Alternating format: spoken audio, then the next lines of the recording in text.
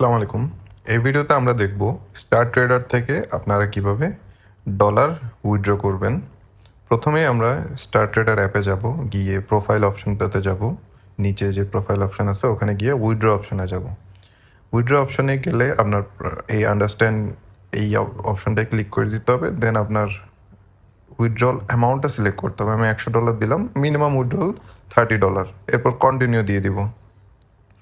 Continue দেওয়ার পর আপনার উইথড্র মেথড সিলেক্ট করতে হবে। আমি ইউএসডিটি BEP20 সিলেক্ট করলাম।